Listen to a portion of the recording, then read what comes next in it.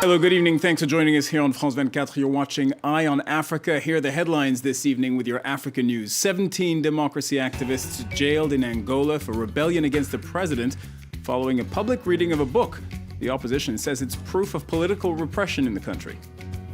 Perhaps a breakthrough in the investigation into the Ivory Coast terror attack. 2 key suspects have been arrested in neighbouring Mali. And we'll be telling you about a South African play that got rave reviews in Europe, but only a lukewarm response back home. It's a modern take on Romeo and Juliet that exposes the fault lines of South African society. An Angolan court has sentenced 17 youth activists to between 2 and 8.5 years in prison. This after they organized a book reading. The judge ruled that they were guilty of criminal association and rebelling against the president. The opposition, however, sees this as a crackdown on political dissent. Nicolas Germain has more. Rapper Luati Berao is one of the most famous activists among the 17 who were sentenced on Monday. He will be sent to jail for 5.5 years for rebellion against the president, criminal association and falsifying documents. The others were sentenced to between 2 and 8 years in prison. They all called on President Dos Santos to leave power. He's ruled the country for nearly 4 decades. We spoke to an activist in Luanda who's very close to those who were sentenced on Monday. It is sad and unfortunate that we already foresaw these results. It's sad because it only shows that we are really living in a dictatorship. They know where we live. They know what we do. They know who we talk to. They are trying to silence us, the youth. The 17 activists were arrested last year while they were discussing a book entitled From Dictatorship to Democracy. According to Amnesty International, the Angolan government has a very poor human rights record. Analysts say the authorities are currently nervous. The country is a major oil producer, and its economy has been hard hit by the fall in oil prices. This month, Dos Santos said he would step down in 2018, but the announcement was received with skepticism, following similar promises in the past. Ivorian authorities are hoping that 2 arrests made this weekend will yield new information about the local Al-Qaeda group that opened fire on a beach in Ivory Coast earlier this month, killing 19 people.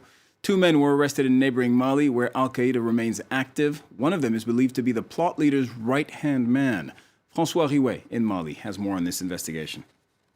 It's considered to be a crucial turning point for the investigation. The 2 suspects have been arrested in the north of the country, and according to the investigators, these 2 suspects are directly linked to the attack in Grand Bassam, attack that has since been claimed by Al-Qaeda in the Islamic Maghreb. The first suspect was arrested in Timbuktu region. He is allegedly the driver of the car the jihadists took to Grand Bassam to carry out the killings. His name is Ibrahim Ould Mohamed. He is an Ivory Coast national, but he was born in Timbuktu. That's what a source at the UN peacekeeping mission here told us. The other suspect was arrested hundreds of kilometers east in the Gao region.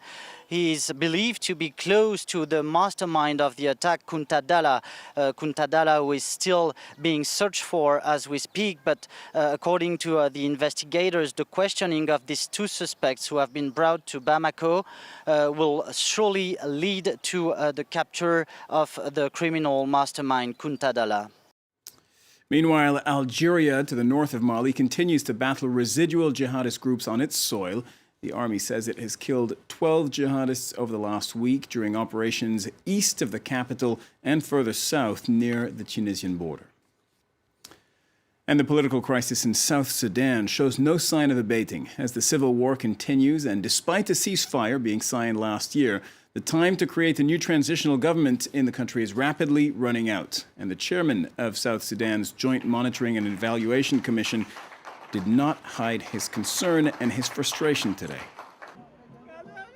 Frank, and tell you that the patience of the international community, as is my own, is being tested. While I remain optimistic, as must be all of us, now is the time to prove that the commitments that have been repeatedly made by the parties are genuine and sincere. Let's go to Tunisia now. One of the deadliest attacks by jihadists in that country occurred 1 year ago in the capital's Bardo Museum. 21 foreign tourists were killed. Today, the UN Secretary General visited the site of the attack, Ban Ki-moon paying tribute to the victims.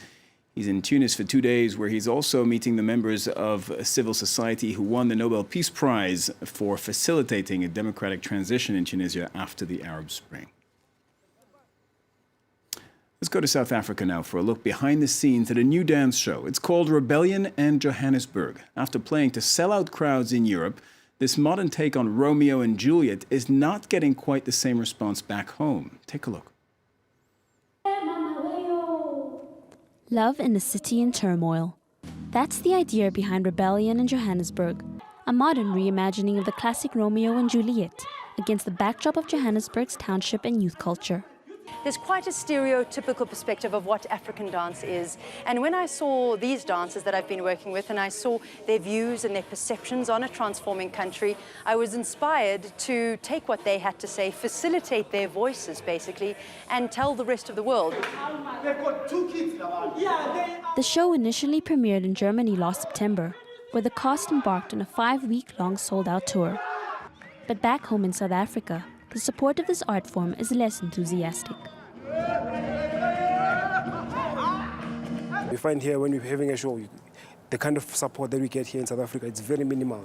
And like when you're going abroad, like you go abroad, you have something like 3 shows, and those shows are fully booked. They are sold out. Born from the personal experiences of its young cast, the show tackles everything from gender identity and class inequality to politics and xenophobia. They felt that it was time to break the stereotypes the world has of South Africa. Here we are the facilitators, we are the storytellers, and we're kind of opening up our story to the rest of the world rather than vice versa, and that kind of stereotypical idea of we as South Africans need to learn what's going on in Europe. I kind of like to turn that on its head and say, Europeans, you've got something to learn here. Critics have called Rebellion in Johannesburg complex, powerful, in your face, and culturally rich. Much like the city it brings to life. All right, just before we wrap this up, a reminder of our main headline for your African news this evening. 17 democracy activists have been jailed in Angola for rebellion against the president, so says the judge. This follows a public reading of a book last year. Now, the opposition says it is proof of political repression in the country, and the 17 activists say they are nothing but peace activists, with the mother of one of them who's been jailed saying the judges were just taking orders from the president. We'll have more on that for you in under an hour in our next edition of Eye on Africa. Do stay tuned to France 24 and do go on our website, france24.com. All our news in 3 languages, English, French, and Arabic.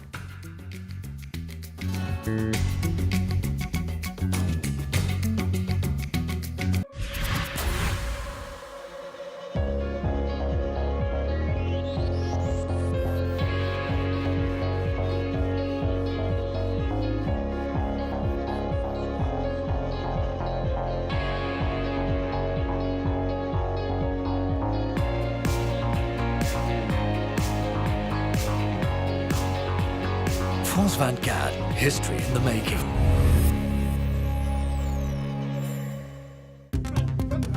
The Observer's Direct. Villagers in Burkina Faso have had enough of robbers and cattle thieves. To put an end to it, they set up their own militias, the Cogriegos. But these vigilante groups have become so powerful that the authorities are very worried. Join us as we investigate with the help of our local observer. The Observer's Direct on France 24 and France24.com.